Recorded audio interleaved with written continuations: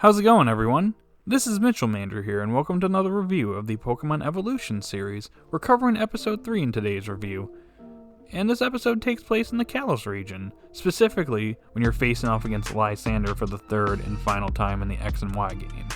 And according to this episode, X is the canon game, because it has Kalos as the protagonist, and he's wielding Xerneas as his legendary Pokemon to face off against Lysandre's Mega Gyarados. But anyways, guys, how was the episode overall?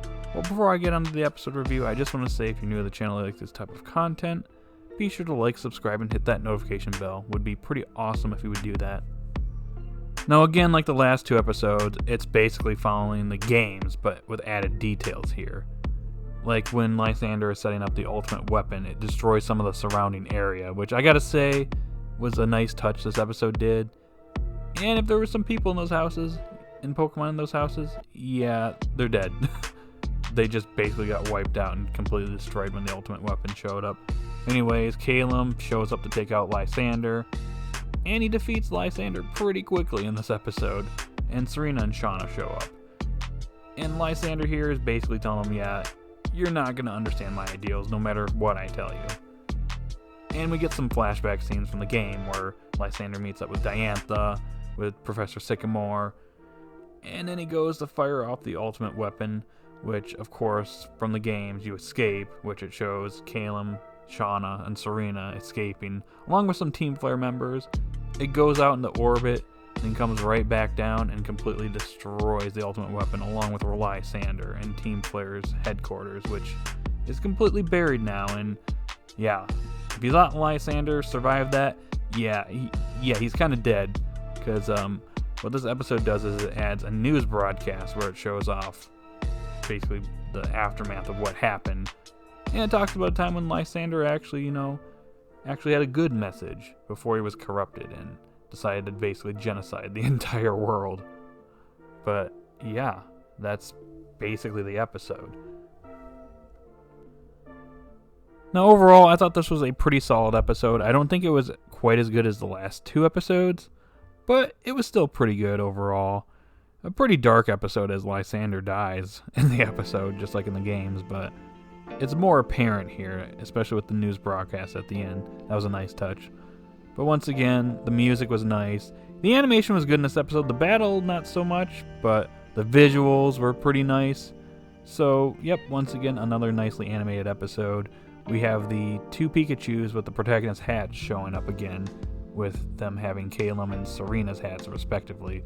So expect Hilbert and Hilda's hats to show up in the Unova episode and then the subsequent episodes as well.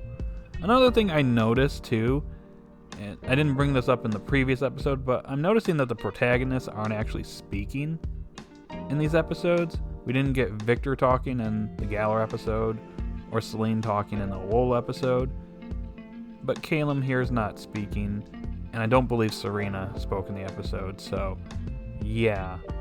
It's pretty clear to me that the protagonists are probably going to be silent, just like they are in the games. Now, just like with the previous two episodes, this episode is also character-driven, focusing on Lysandre this time, a villain, which I think was a pretty interesting choice for today's episode.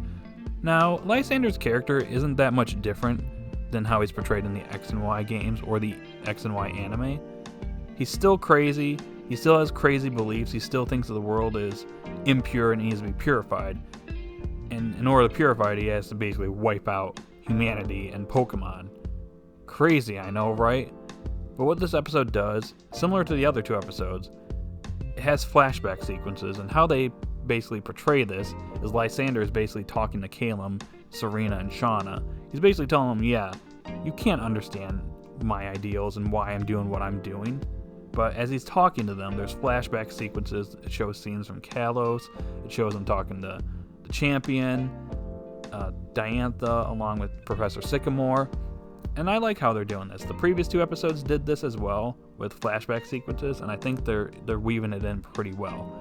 There's also a scene where Lysandre is actually tearing up as he's looking out into the world, or at least into Kalos, just emphasizing his character and how he believes that the world's impure and it needs to be purified.